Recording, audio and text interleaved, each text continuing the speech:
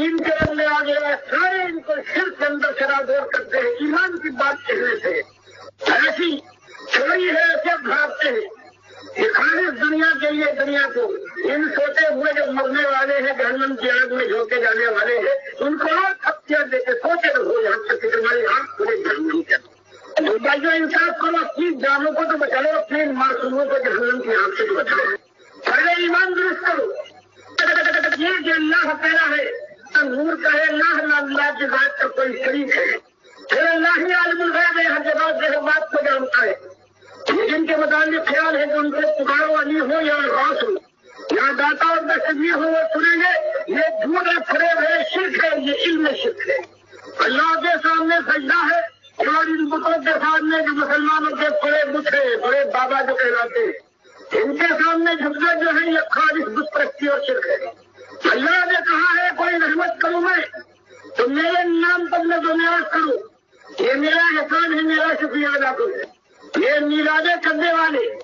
یہ میلاد النبی کے نام پر میں تو نیاز اللہ کے نبی سمجھی کرنے والے،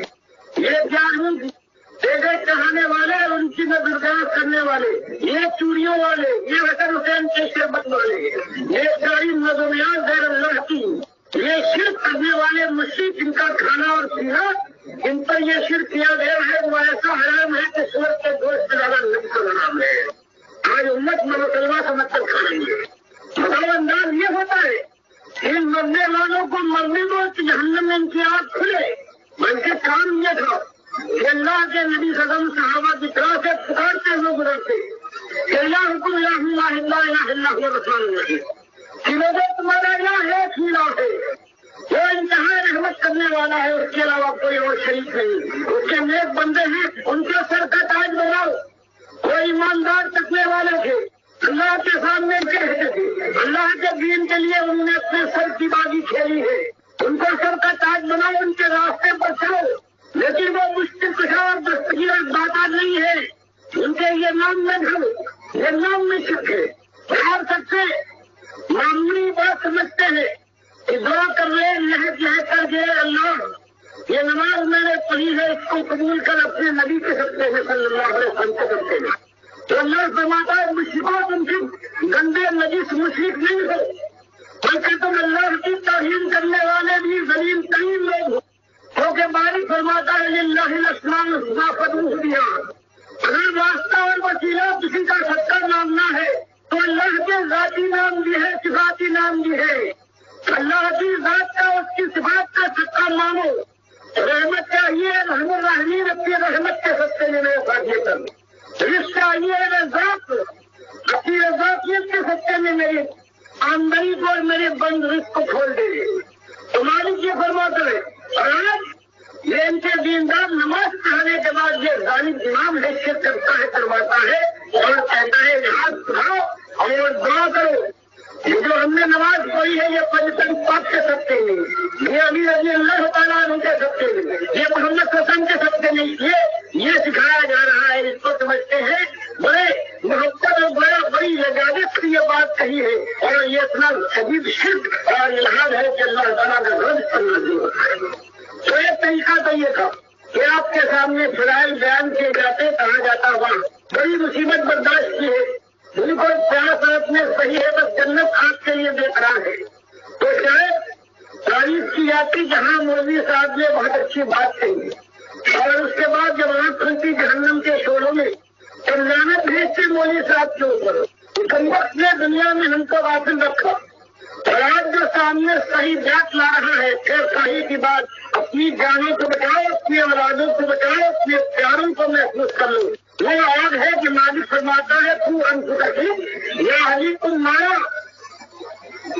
یہ بچانا ہے تو سب سے بڑی بچانے والی چیز جس سے بچایا جائے وہ ہے یہ آگ، یہ جس کا ایندھن بنے گا، یہی انسان اور ان پتھروں کو ان نے پوجا ہے، بادلوں کو ان نے پوجا ہے، یہ اس میں ان کے ساتھ جلیں گے آگ ان کی، تو اس میں اور اضافہ کرے، تو بات یہ ہے، یہ بات اللہ کے نبی صلی اللہ علیہ وسلم نے اپنی قوم کے سامنے کہی جو 2500 سال پہلے ابراہیم ملت سے جو بدلتے بدلتے یہ ہو گیا تھا، یہ اللہ کے ساتھ اللہ کے بندوں کو شریک کیا تھا، انبیاء کو کہتے تھے یا ابراہیم ابراہیم ابراہیم تم ہمارے دوست ہو، مدد کرو، جیسے کسی کو آج دوست بنایا جا رہا ہے کسی کو مشکل بنا۔ تو اللہ کے نبی صاحب نے فرمایا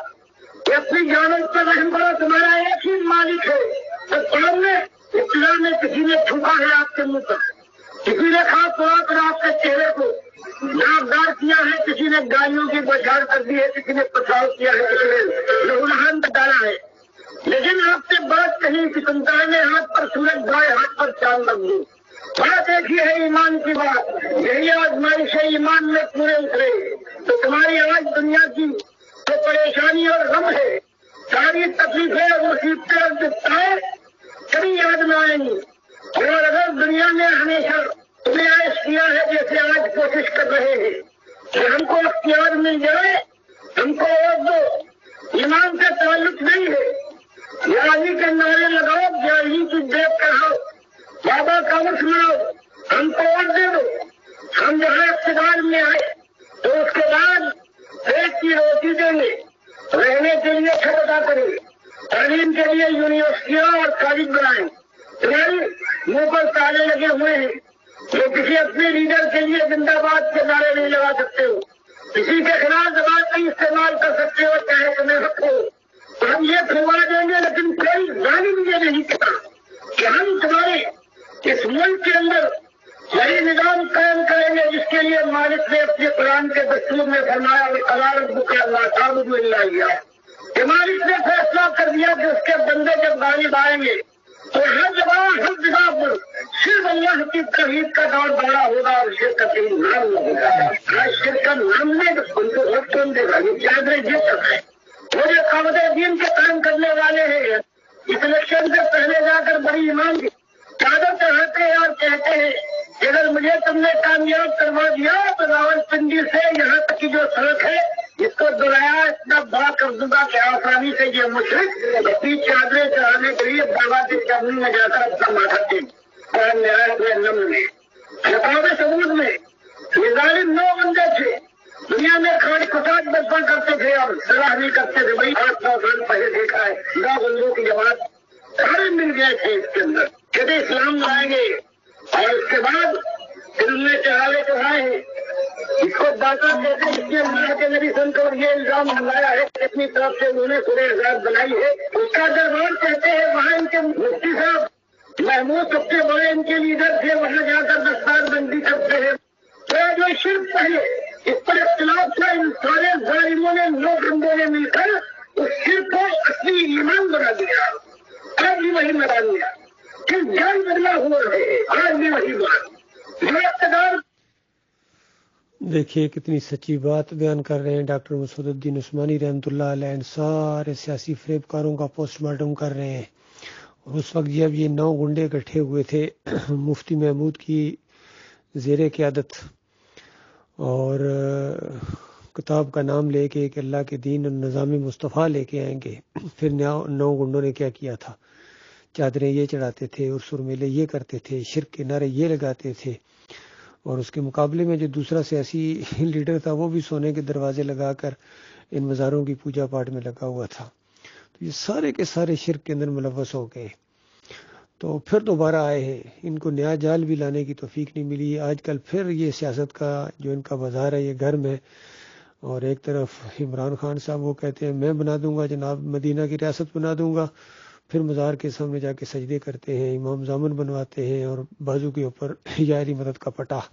بندوایا انہوں نے۔ اور دوسری طرف یہ فضل الرحمان اور یہ پھر سارے چور اور ڈاکو اکٹھے ہو گئے ہیں۔ تو یہ پاکستان اس لیے بنایا گیا تھا ان چوروں اور ڈاکوؤں کے لیے، بس ایک دوسرے کے ساتھ یہ سانڈ آپس میں لڑ رہے ہیں اور فصل تباہ ہو رہی ہے، پاکستان اور عوام کے اوپر سارا معاملہ ہو رہا ہے۔ اصل میں شرک کی وجہ سے اللہ کا عذاب ہے اس عوام کے اوپر بھی، کیونکہ یہ شرک سے ہٹنے کے لیے تیار نہیں ہے۔ لہذا صحیح معنوں میں اگر کوئی اپنی قوم کا اور اپنا خیر خواہ ہے تو اس کو توحید کی دعوت دینی چاہیے۔ اب یہ کینسر ہے، اب کینسر پیناڈول سے ختم نہیں ہوتا ہے یا ڈسپرین سے ختم نہیں ہوتا ہے، اس کے اندر شرک ہے قوم کے اندر، اور یہ باطل آپس میں ٹکرا رہے ہیں، چاہے یہ آپس میں ٹکرائیں، یہ جماعتیں مذہبی جماعتیں آپس میں ٹکرائیں، یہ بھی باطل کا ٹکراؤ ہے، چاہے یہ غیر ملکیوں کے ساتھ اگر جو ہے یہ جنگ کا کوئی معاملہ ہو ان کا ہندوؤں کے ساتھ، یہ بھی 2 باطل آپس میں ٹکراتے ہیں۔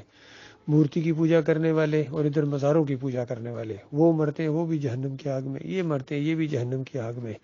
تو بتاؤ یہ خیر خواہی ہے اپنے قوم کے ساتھ، اپنے انسانیت کے ساتھ؟ یہ ہے آپ کا معاملہ؟ تو صحیح معنوں میں اگر کسی کو ہوش ہے، عقل والا ہے، تو اس کو نبی صلی اللہ علیہ وآلہ وسلم کا طریقہ اختیار کرنا پڑے گا اصلاح کے لیے، امت کی اصلاح کے لیے، اور ہمیشہ یہی ہوا ہے۔ موطا امام مالک میں نبی علیہ السلام کی حدیث ہے کہ میں اس طرح اصلاح کر رہا ہوں جس طرح پہلی امتوں کی ہوئی ہے، اور آئندہ جب کبھی اصلاح ہوگی اسی طریقے سے ہوگی جس طرح میں کر رہا ہوں۔ تو تمام انبیاء نے توحید کی دعوت اٹھائی ہے۔ یہ نہیں کہ قوم کو اکٹھا کرو سیاسی مسائل کے اوپر یا غربت کے اوپر یا اور فحاشی کے خلاف یا اس طرح کے، نہیں، کبھی ایسا ہوا ہی نہیں ہے۔ چاہے وہ آزاد قوموں کے اندر اور دعوت اٹھی ہو، عاد اور ثمود کے اندر، چاہے وہ غلام قوموں کے اندر دعوت اٹھی ہو، بنی اسرائیل کے اندر جس طرح موسیٰ علیہ السلام نے دعوت اٹھائی، چاہے یہ غربت کا دور ہو یا آخری قوم جو آخری نبی محمد صلی اللہ علیہ وآلہ وسلم نے جب دعوت اٹھائی تو سب سے بڑا مسئلہ یہی معاش کا مسئلہ تھا۔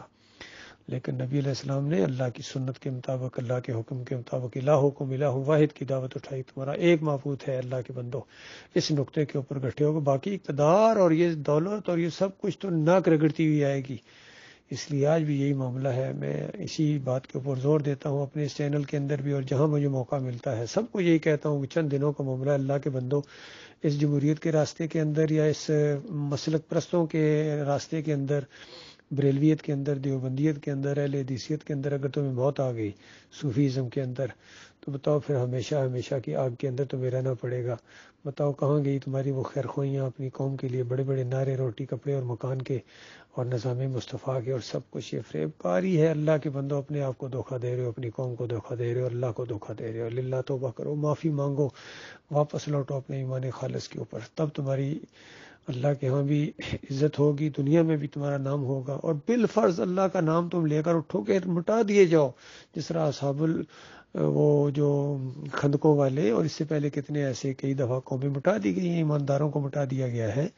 کئی موقعوں کے اوپر، لیکن وہ تو کامیاب ہو گئے۔